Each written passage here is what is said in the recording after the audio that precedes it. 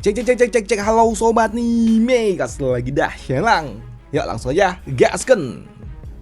Mereview sedikit dari part sebelumnya, saat ini Shelang telah memiliki emas yang banyak jumlahnya, sekitar 5 juta koin emas yang tentunya itu sungguh sangat luar biasa. Apalagi saat ini Shelang dia memutuskan untuk dapat mengaraknya membawa keliling kota yang tentunya hal itu menarik perhatian bagi semua pihak, hingga membuat seorang penjaga bertanya kepada Shelang kenapa mereka harus melakukannya, karena ini benar-benar sangat mencolok, karena dia takut nanti emas ini bakal dicolong. Tapi untuk Shelang dia nggak peduli dengan itu semua, dia tetap membawa emas ini berkeliling ibu kota.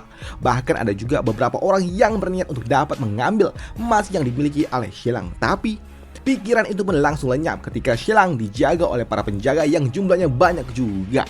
Sedangkan untuk orang tua ini yang berasal dari kamar dagang Tiando, dia nggak menyangka kalau ternyata Shelang berhasil mengumpulkan emas sebanyak ini.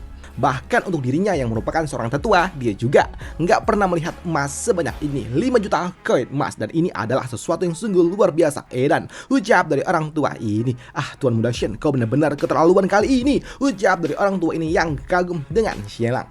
Sedangkan di sudut lainnya, di tempat di mana Bang Yin Yuan berada, di sini mereka berdua juga tidak menyangka kalau ternyata Shelang benar-benar bisa melakukan hal gila seperti ini, dan ini adalah hal yang tidak ingin mereka dapatkan.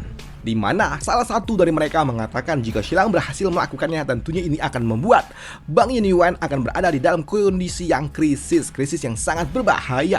Dan dia juga mengatakan kalau nantinya Bang Yin Yuan bisa aja bangkrut berkat dari Shelang, ucap dari orang tua ini. Dan di sini orang tua ini dia juga nggak suka dengan ini semua, karena nantinya uang-uang ini bisa berputar yang membuat roda perekonomian yang ada di kerajaan Yue akan berkembang, dan uang itu juga secara tidak langsung akan turun ke mereka yang berada di garis bawah, orang-orang miskin lah dalam arti lainnya. Dan di sini orang tua ini dia tahu kalau uang ini akan digunakan oleh kaisar untuk dapat membayar pasukannya, dan tentunya para pasukan mereka juga akan berbelanja. Mereka akan membeli persediaan senjata, obat-obatan, dan juga yang lainnya dalam jumlah yang sangat-sangat besar, dan uang itu akan berputar karena kerajaan juga akan membutuhkan bantuan serta menyewa gerobak-gerobak yang dimiliki oleh warga yang akan membuat uang-uang ini kembali berputar dan menyerap tenaga kerja, yang membuat Bang Yin Yuan jadinya bisa apes ketika mereka tidak lagi bisa meminjamkan uang, dan itu adalah sesuatu yang tidak ingin mereka dapatkan. Dan apa yang dipikirkan oleh orang tua itu juga dipahami oleh bocah ini yang merupakan putranya, dan dia juga tahu Bang Yin Yuan benar-benar akan ada dalam kondisi yang tidak baik-baik saja. Sedangkan kamar dagang Tiando mereka akan mendapatkan untung yang sangat besar, karena tentunya kaisar akan melirik kamar dagang Tiando sebagai partnernya dan menyingkirkan Bang Yin Yuan yang telah menolak untuk dapat meminjamkan uang kepada mereka, yang membuat orang tua yang ada di sebelahnya pun bertanya berapa potensi mereka kehilangan uang, yang membuat pria gemuk ini dia mengatakan mungkin aja mereka akan kehilangan jutaan koin emas. Ucap dari pria ini yang membuat mereka berdua sangat-sangat kesal, apalagi saat ini mereka juga melihat kalau ternyata Shelang lewat di depan dari tempat mereka tinggal. Dan untuk Shelang dia pun menggerak-gerakkan tangannya seolah-olah dia memberitahukan kalau Bang Yin Yuan akan tamat, yang tentunya membuat kedua orang tua ini mereka sangat-sangat kesal dengan ini semua. Shelang telah mempermalukan mereka, dan di sini mereka juga bersumpah kalau mereka akan membalaskan ini semua kepada Shelang nanti di masa depan, ucap dari mereka berdua. Namun di sini untuk pria tua yang ada di sebelahnya, dia juga tahu kalau Shelang akan mengumpulkan pasukan Nirvana lainnya, yang tentunya Shelang membutuhkan orang-orang yang memiliki garis keturunan kosong, yang membuat mereka memiliki sebuah rencana untuk dapat membatalkan, mengganggu rencana dari Shelang dan dia ataupun putranya untuk dapat menyingkirkan duluan orang-orang yang memiliki garis keturunan kosong. Dengan begitu Shelang dia nggak akan mungkin bisa membangkitkan pasukan Nirvana jilid 2-nya, pikir dari orang tua ini, dan dia harus mencabut harapan yang dimiliki oleh Shelang, ucap dari orang tua ini. Sedangkan di sudut lainnya, di istana dari kaisar, di sini kaisar dia pun kaget ketika dia mendapatkan sebuah kabar Shelang telah mengumpulkan 5 juta koin emas dari Pak Tua Kasim, yang membuat kaisar sampai lemes ketika dia mendengar Shelang berhasil mengumpulkan 5 juta koin emas, dan ini adalah jumlah yang sangat-sangat banyak, bahkan ini lebih dari target yang diharapkan oleh kaisar Shelang. Benar-benar luar biasa. Kau bukan cuma menyelesaikannya, tapi kau juga melampaui target hingga 60%. Dan ini adalah sesuatu yang gila. Bagaimana bisa kau melakukannya? Ucap dari Kaisar yang bingung. Namun di sini Kaisar dia juga tahu ini semua memang 5 juta koin emas bukanlah jumlah yang kecil. Apalagi dengan 5 juta koin emas, dia yakin kalau dia bisa menyelesaikan perselisihan dengan kerajaan Jinjun dan juga mereka yang berasal dari kerajaan Chu. Dengan jumlah segini banyaknya, Yue pasti dapat memenangkan ini semua, pikir dari Kaisar. Dan di sini Kaisar dia juga bertanya, dari mana Xilang mendapatkan jumlah uang itu? Dan ketika Pak Tua Kasih mengatakan ini semua didapatkan dari para bangsawan lokal, membuat Kaisar dia pun tahu kalau sepertinya Xilang akan mendapatkan banyak masalah. Tapi Kaisar nggak peduli dengan itu semua karena ini semua adalah uang yang memang dibutuhkan oleh dirinya. Kalian para orang-orang tua, kalian menolak untuk dapat bekerja sama dengan diriku, tapi kalian justru malah memberikannya kepada Xilang. Aku tidak peduli, ucap dari Kaisar. Sedangkan di sudut lainnya 2 jam kemudian, kini para pasukan penjaga yang telah menggiring emas-emas itu mereka juga udah mulai kelelahan, yang membuat salah satu dari mereka pun mengatakan kepada Xilang untuk udah cukup memamerkan emas ini dan segera kembali ke istana dari Kaisar. Tapi untuk Xilang dia pun enggan untuk dapat melakukannya, di mana Xilang mengatakan kalau dia harus memamerkan semua emas-emas yang dia punya kepada seluruh penduduk yang ada di ibu kota kalau dia telah berhasil mengumpulkan emas sebanyak 5 juta koin emas.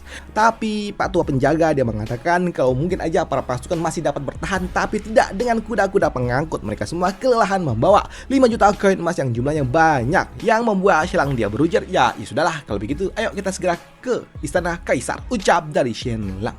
Dan benar saja, ternyata ketika Xilang datang menuju istana Kaisar, di sini Xilang telah ditunggu oleh Kaisar dan juga para dayang-dayang serta para selir-selirnya yang melihat emas yang dibawa oleh Xilang jumlahnya banyak. Dan untuk Kaisar yang melihatnya, dia pun tahu kalau semua emas itu akan masuk ke dalam kas pribadi miliknya, yang membuatnya pun sungguh sangat senang. Bahkan dia juga belum pernah melihat uang sebanyak ini, ucap dari Kaisar. Xilang, kau benar-benar membuatku bangga, ucap dari Kaisar. Di sini Kaisar dia pun mengatakan kepada penjaga untuk segera membawa uang semua itu masuk ke dalam brankas istana, ucap dari Kaisar. Dan di sini Kaisar dia juga tahu walaupun memang saat ini jumlah emasnya banyak banget, tapi emas-emas ini mulai besok mereka semua akan berkurang dengan sangat-sangat drastis karena akan dibelikan perlengkapan dan juga dibayarkan gaji para pegawai serta pasukan yang tentunya jumlahnya juga sangat banyak, pikir dari Kaisar. Setelahnya, 1/4 jam kemudian, Xilang dia pun bertemu dengan Kaisar di ruang kerja dari Kaisar. Dan untuk Kaisar, dia pun kagum dengan apa yang telah dilakukan oleh Xilang. Xilang, kau sungguh sangat mengagumkan. Aku berjanji akan segera menganugerahkan gelar Adipati kepada Pangeran kelima, ucap dari Kaisar. Di sini Kaisar dia juga mengatakan dalam waktu 10 hari ke depan tentunya Xilang akan mendapatkan banyak sekali protes dari orang-orang yang telah dikibuli oleh Xilang. Tapi untuk Xilang dia pun tidak peduli dengan itu semua, di mana dia mengatakan kalau ada beberapa yang harus aku klarifikasi. Di sini Xilang mengatakan pertama, aku tidak pernah mengatakan bahwa aku memiliki esensi naga, dan aku tidak pernah mengatakan kepada mereka kalau esensi ini dapat merubah garis keturunan yang mereka miliki. Justru malah mereka yang mengatakan kalau esensi naga dapat merubah garis keturunan dari mereka. Dan aku juga tidak pernah secara aktif menjual kepada mereka. Justru mereka lah yang datang merayuku untuk dapat membeli esensi naga yang aku miliki. Dan yang kedua, aku juga udah berulang kali memperingatkan mereka, siapapun yang telah mengkonsumsi esensi naga, mereka tidak boleh menyentuh wanita. Dan jika mereka menyentuhnya, maka kemampuan yang mereka miliki akan hilang. Dan yang ketiga, aku tidak pernah mengambil satu peser pun koin emas yang telah aku hasilkan dari penjualan esensi naga. Semua emas-emas itu aku berikan kepada Kaisar, aku berikan kepada negara. Bahkan aku juga kehilangan beberapa ratus ribu koin emas untuk diberikan kepada Kaisar. Jadi, jika mereka semua ingin menuntutku, maka mereka harus menuntut kepada kerajaan itu sendiri, ucap dari Xilang, yang membuat Kaisar dia pun kagum dengan apa yang ada di pikiran dari Xilang. Kau sungguh luar biasa, dan ucap dari Kaisar. Di sini Kaisar dia juga bertanya kepada Xilang apakah Xilang tidak butuh waktu untuk dapat bersembunyi dari incaran orang-orang itu. Tidak, sambut dari Xilang. Di sini Xilang dia mengatakan kenapa dia harus menghindar. Apakah mereka pikir mereka berani menyentuhku? Tentu saja tidak. Lagi pula tidak ada perjanjian tertulis kalau aku pernah menjual esensi naga kepada mereka. Jadi tidak ada tanda bukti kalau aku pernah menjualnya. Jadi mereka nggak bisa melakukan dan mereka tidak bisa protes langsung kepada diriku kalau mereka pernah membelinya dari diriku, ucap dari Xilang. Lagi pula semua emas itu ada di kerajaan. Jadi ya mau apa mereka, ucap dari Xilang, yang membuat Kaisar semakin kagum dengan Xilang. Di sini Kaisar dia pun mengatakan kalau emas yang didapatkan oleh Xilang sungguh luar biasa edan, dan ini adalah hal yang telah dilakukan oleh Xilang untuk dapat membantu pangeran kelima merebut tahtanya, dan dia sungguh sangat kagum. Selain itu juga di sini Kaisar dia pun senang dengan Xilang yang ternyata dia membantu pangeran kelima untuk dapat merebut tahta tanpa harus menyingkirkan pangeran ketiga dan juga putra mahkota, dan ini adalah sesuatu yang luar biasa ucap dari Kaisar. Dan di sini Kaisar dia pun senang dengan apa yang telah dilakukan oleh Xilang yang ternyata tidak destruktif, tidak menghancurkan, tapi justru malah konstruktif. Namun di sini Kaisar dia juga mengatakan kepada Xilang kalau pangeran kelima mungkin dia adalah orang yang kaku, dan jika dia nantinya yang naik tahta, tentu dirinya pasti akan menetapkan kebijakan baru di mana dia akan mengambil semua sumber daya terpusat kepada Kaisar, yang akan membuat Xilang dan juga keluarga Jin justru malah kehilangan sumber daya mereka, yang tentunya itu akan mengganggu stabilitas yang dimiliki oleh keluarga Jin. Tapi untuk Xilang dia nggak peduli dengan itu semua, di mana dia mengatakan kalau keluarga Jin bersedia untuk dapat menyerahkan wilayah dan juga pasukan pribadinya kepada kerajaan, dan dia tidak peduli dengan itu semua. Tapi Xilang dia meminta sebuah jaminan untuk dapat menguasai wilayah pesisir, di mana dia akan mengendalikan ekspor impor, yang membuat Kaisar dia pun kagum dengan apa yang ada di pikiran dari Xilang. Dan di sini Kaisar dia juga cukup terkejut ketika Xilang dia mengatakan kalau dia akan menyerahkan semua yang dimiliki oleh keluarga Jin nanti ketika dia telah berhasil menyingkirkan keluarga Shui, yang tentunya sedikit membuat Kaisar agak sedikit gimana gitu, mengingat keluarga Shui adalah orang kepercayaan yang dimiliki oleh Kaisar. Bagaimana mungkin Xilang akan menyingkirkan keluarga Shui? Karena keluarga Shui dan juga Xilang adalah orang yang dipercayai oleh Kaisar, yang membuat Kaisar dia pun mengatakan jika Xilang melakukannya tentu Xilang akan mendapatkan musuh yang sangat berbahaya. Tapi untuk Xilang dia nggak peduli dengan itu semua, dan dia juga tahu kalau dia punya banyak musuh. Begitu juga dengan putra mahkota dan juga pangeran ketiga, mereka akan memusuhiku, tapi dia nggak peduli dengan itu semua karena dia yakin gak ada satupun yang berani menyentuhnya selama dia memiliki pasukan Nirvana, ucap dari Xilang, yang membuat Kaisar puyeng juga. Tapi ya sudah, mau bagaimana lagi, Xilang telah memberikan bantuan yang luar biasa kepada kerajaan ini. Di sini Kaisar dia juga bertanya apakah Xilang membutuhkan bantuan dari Kaisar. Tidak, sambut dari Xilang. Kau sungguh sangat sombong sekali bocah tengi, ucap dari Kaisar. Namun di sini Kaisar dia juga akan memberikan sebuah hadiah kepada pangeran kelima, di mana Xilang, kau sepertinya ingin menjadikan pangeran kelima sebagai putra mahkota. Baiklah, kalau begitu aku akan memberikan kau sebuah kesempatan. Dalam ekspedisi ke selatan kali ini, tentunya kita membutuhkan upacara agung untuk dapat memuja surga. Dan seperti biasanya, Kaisar akan membiarkan putra mahkota melakukan pidato kenegaraan di dalam acara itu. Tapi aku ingin kali ini adalah pangeran kelima lah yang melakukannya. Apakah dia dapat melakukannya? Ucap dari Kaisar yang menantang Xilang, yang tentunya hal itu juga mengejutkan bagi Xilang. Karena jika saja pangeran kelima berhasil melakukannya, maka pangeran kelima namanya akan terus semakin melejit. Tapi hal itu juga berbalik kepada putra mahkota dan juga pangeran ketiga. Mereka benar-benar akan mendapatkan tamparan yang sangat keras dari Kaisar, yang tentunya akan membuat mereka semakin meradang. Tapi Xilang dia juga tahu jika pangeran kelima melakukannya untuk saat ini, tentunya itu juga akan sangat sulit, mengingat pangeran kelima dia gagap, dan itu adalah bahaya ketika dia harus melakukan pidato kenegaraan dalam kondisi yang gagap, dan itu adalah merepotkan, ucap dari Kaisar. Jika pangeran kelima melakukannya dengan cara yang tidak benar, maka reputasinya akan jatuh, yang membuat Xilang dia pun tahu kalau ini adalah pedang bermata dua. Tapi melihat Xilang yang bengong membuat Kaisar dia pun senang, dan dia pun bertanya apakah kau punya sebuah pertanyaan, ucap dari Kaisar. Tapi untuk Xilang dia pun berpikir kalau pangeran kelima ini agak sedikit merepotkan. Walaupun memang pangeran kelima udah berlatih dengan sangat-sangat keras selama beberapa bulan terakhir, tapi tetap saja dia masih gagap, dan tentunya melakukan sebuah pidato kenegaraan dalam kondisi yang gagap itu adalah sesuatu yang sangat memalukan, ucap dari Xilang. Tapi melihat Xilang yang masih aja bengong membuat Kaisar dia pun mengatakan kalau Xilang nggak punya waktu yang banyak, karena dia hanya punya waktu selama 3 hari untuk dapat menyiapkan pangeran kelima, menyiapkan pidato kenegaraannya. Dan jika kau gagal, kau akan merasakannya, ucap dari Kaisar yang membuat Xilang dia pun yakin kalau dia bisa melakukannya, di mana dia mengatakan dia akan menjamin kalau pangeran kelima akan berpidato dengan menakjubkan dan juga menggemparkan, ucap dari Xilang, yang membuat Kaisar dia pun menantikan apa yang akan dilakukan oleh Xilang.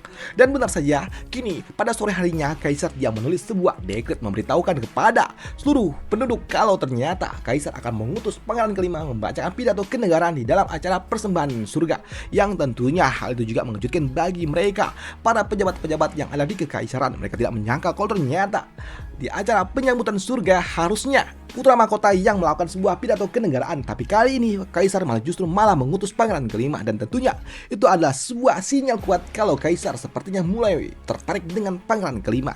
Dan tentunya dalam kondisi yang seperti ini, posisi yang dimiliki oleh putra mahkota semakin terancam. Dan mereka juga tahu kalau pangeran kelima adalah orang yang gagap, dan jika pangeran kelima dia gagap di dalam acara itu, tentunya itu akan membuat reputasi yang dimiliki oleh kerajaan Yue semakin hancur, yang membuat mereka pun memutuskan untuk dapat melakukan sebuah nota protes kepada Kaisar untuk tidak menunjuk pangeran kelima sebagai orang yang akan membacakan pidato kenegaraan. Tapi untuk Kaisar, dia nggak peduli dengan itu semua. Dia tetap akan menunjuk pangeran kelima sebagai tanda balas budi kepada Shenlang, dan dia pun juga ingin melihat apa yang akan dilakukan oleh Shenlang untuk dapat membantu pangeran kelima. Karena jika saja pangeran kelima dia gagal, tentunya itu juga akan mempermalukanku. Tapi dia nggak peduli dengan itu semua. Ucap dari Kaisar. Aku memang tidak percaya dengan pangeran kelima, tapi aku percaya dengan dirimu, Shenlang, ucap dari Kaisar. Dan beberapa jam kemudian, Shenlang ketika dia kembali ke rumah dari pangeran kelima, Shenlang pun memberitahukannya kepada pangeran kelima, yang membuat pangeran kelima langsung keringat dingin gak tuh. Dia pun kaget ketika dia ditunjuk sebagai orang yang akan membacakan pidato kenegaraan, dan itu adalah sesuatu yang menakutkan, apalagi dia gagap dan dia juga bingung dengan apa yang harus dia lakukan, karena dia hanya punya waktu selama 3 hari untuk dapat menyiapkan ini semua, dan dia pasti akan mengacaukannya pikiran dari pangeran kelima. Tapi melihat pangeran kelima yang bengong, membuat Shenlang mengatakan untuk tidak perlu khawatir, karena akulah yang akan mengurusnya, ucap dari Shenlang. Dan kau percayalah, dalam 3 hari ini itu adalah waktu yang lebih dari cukup untuk dapat membantumu, ucap dari Shenlang yang akan menyiapkan segalanya. Dan langkah pertama dari Shenlang adalah menyiapkan teks pidatonya. Dan dengan berbekal pengetahuan yang didapatkan oleh Shenlang dari masa depan, di sini Shenlang dia pun menulis sebuah pidato yang memang sangat menggelegar. Dan ketika mereka membacanya, ternyata edan luar biasa, karena gue juga nggak tahu apa tulisannya. Tapi intinya mantap lah, hingga membuat ketiga orang ini mereka semua kagum dengan tulisan yang diberikan oleh Shenlang. Tidak cuma tulisan pidato doang, di sini Shenlang dia juga menuliskan sebuah puisi dan juga bait-bait serta nyanyian yang luar biasa, yang tentunya hal itu juga membuat mereka tidak menyangka kalau ternyata Shenlang memang seedan ini. Dan setelah semua pidato dan juga puisi yang telah diciptakan oleh Shenlang kini dibaca oleh pangeran kelima, yang membuat pangeran kelima mencoba untuk dapat menghafal itu semua, dan ternyata dia aja masih gagap, membuat Shenlang dan juga Patua Klan dia pun tahu kalau waduh, ini repot jika pangeran kelima gagap seperti ini dan juga gugup. Wah, kacau nih, pikir dari mereka berdua. Begitu juga dengan Patua Kasim Lee. Dia tahu jika ini terus berlanjut, tentunya wah, ini benar-benar akan sangat merepotkan, pikir dari orang tua ini. Dan untuk Shenlang, dia pun meminta kepada pangeran kelima untuk dapat menemuinya, berbicara empat mata dengan Shenlang, karena dia harus berbicara dari hati ke hati dengan pangeran kelima. Dan benar saja, kini 15 menit kemudian Shenlang dia pun berbicara empat mata dengan pangeran kelima, yang membuat pangeran kelima dia pun bersedih, dan dia mengatakan kalau sepertinya dia mengecewakan Shenlang. Tapi untuk Shenlang dia pun mengatakan untuk tidak perlu khawatir, karena pangeran kelima udah melakukan yang terbaik. Dan untuk Shenlang, dia akan menyiapkan segalanya. Dan dia juga bertanya kepada pangeran kelima apakah dia pernah berbicara dengan banyak orang. Tidak sambut dari pangeran kelima, yang membuat Shenlang dia pun sadar kenapa pangeran kelima mudah gugup, karena dia jarang bicara dengan orang. Dan untuk Shenlang dia pun menyiapkan sebuah ramuan ajaib untuk pangeran kelima untuk dapat membuat dirinya lebih percaya diri. Dan ketika pangeran kelima meminumnya, dia merasakan energi yang luar biasa di dalam tubuhnya, seolah-olah dia bisa mengendalikan seluruh kerajaan di bawah naungannya, yang membuat pangeran kelima dia langsung mendapatkan kepercayaan diri yang luar biasa bergejolak. Dan ketika dia mencoba untuk dapat membaca dan juga menghafal semua pidato, ternyata langsung top chair, yang membuat mereka yang melihatnya mereka pun kagum dengan apa yang sebenarnya diberikan oleh Shenlang, yang membuat pangeran kelima tiba-tiba aja dia berubah dari orang yang gugup gagap kini jadi lancar dan penuh percaya diri. Dan mereka pun yakin dengan ini semua, maka pangeran kelima benar-benar akan menggelegar. Dan untuk Shenlang, dia pun juga kagum juga dengan apa yang telah dia ciptakan, apalagi saat ini dia juga telah menyiapkan esensi naga yang telah ditingkatkan kemampuannya, yang diharapkan dapat membantu pangeran kelima. Dan Shenlang kini dia pun menyerahkan esensi naga yang telah disiapkan dan juga ditingkatkan untuk pangeran kelima. Dan yang mulia, tolong minumlah ini, ucap dari Shenlang yang ingin membuat pangeran kelima semakin jadi top chair. Dan apa yang akan terjadi kepada pangeran kelima setelah dia meminum esensi naga yang telah ditingkatkan oleh Shenlang akan dibahas di part lanjutannya aja. Dan sampai jumpa di part lanjutannya, karena ini sudah mentok sama raunya coy. Ini 2 chapter nih. Udah itu aja untuk part kali ini, dan sampai jumpa di part lanjutannya untuk Shenlang next hari Jumat, besok ya, Jumat jawaban ya. Udah itu aja, bye, thank you.